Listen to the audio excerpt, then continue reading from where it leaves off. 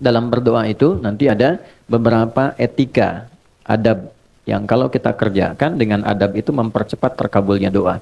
Teman-teman sekalian, doa itu adalah harapan terindah yang kita mohonkan kepada Allah dari satu keinginan yang diharapkan terwujud.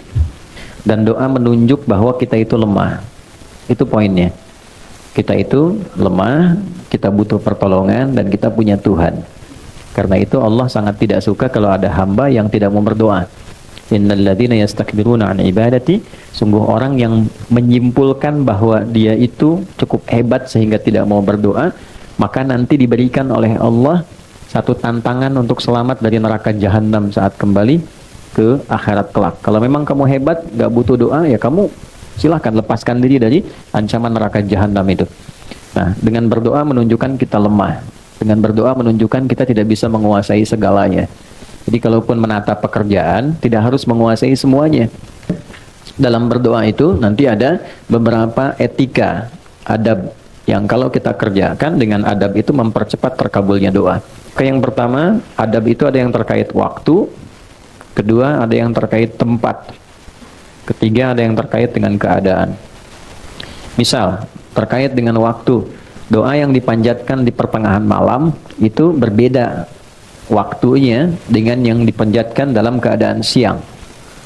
Nah, kehusyuannya pun akan lain. Jadi kalau teman-teman buka Quran surah ke-73 Al-Muzammil di ayat yang ke-6, ya, apalagi ini dipanjatkan dalam keadaan tahajud misalnya, itu sentuhan ke hatinya lain. Inna nasyi'atal laili hiya ashaddu wata'aw wa aqwamu qila.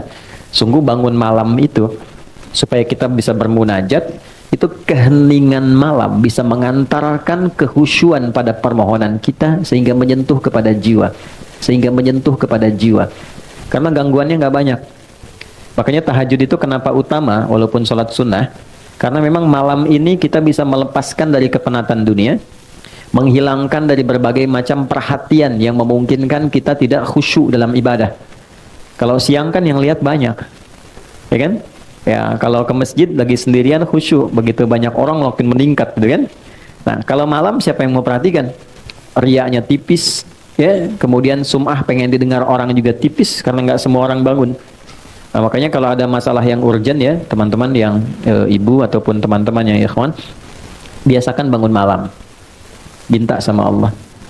Ya, waktu yang paling enak itu waktu sahar, itu waktu paling bagus-bagusnya untuk istighfar dan berdoa. Ya, di situ ada petunjuknya di Quran surah ke-51 ayat ke-18. Wabil ashari hum yastaghfirun. Ada kebiasaan satu keluarga itu, orang-orang yang menghidupkan waktu akhir malam menjelang subuh dengan istighfar, mengoreksi diri. Nah, misalnya habis tahajud, walaupun tidak harus panjang-panjang, tidak harus banyak rakaatnya. Nah, poinnya adalah kadang-kadang suka lupa habis tahajud selesai begitu saja. Tidak. Sunnah yang kedua istighfar. Astaghfirullahaladzim, kan? Astaghfirullahaladzim. Itu yang paling pendek. Astaghfirullahaladzim alladzi la ilaha illa huwal hayyul qayyum wa atubu ilaih. Itu agak panjang. Disitulah saat doa terkabulkan. Ya, ibadi itu hadis qudsinya. Hambaku, kan? Engkau mau minta apa? Engkau mau minta apa? Ya, man istaghfara ghafartulah. Siapa yang istighfar, aku ampuni. Istighfar itu kan mengoreksi diri kita. Artinya mohon maaf, setiap orang kan pasti punya kekurangan. Jadi kalau seorang suami, seorang ayah dengan segala kerendahan hati, dia mengoreksi dirinya, tahu ada potensi kuat untuk berubah. Ketika Allah ampuni, kesalahannya dihilangkan, kesolehannya dimunculkan. Di ciri orang yang diampuni itu, perbuatan salahnya hilang, solehnya muncul. Lisan itu kurang baik. Bagaimana diampuni dosa lisan? Berubahlah tampilan lisan ini dengan berkata yang baik dan ditinggalkan yang tidak baik yang sebelumnya dilakukan perbuatan itu. Potensi tertingginya dilakukan pada waktu apa? Pada tahajud, di waktu sahar. Kemudian man sa'ala, ya, a'ta. Siapa yang meminta, Allah berikan. Ya, man su'ila a'ta. Siapa yang meminta kepada Allah, dimintakan kemudian diberikan. Kemudian, nah ini poinnya. Ini kalimatnya.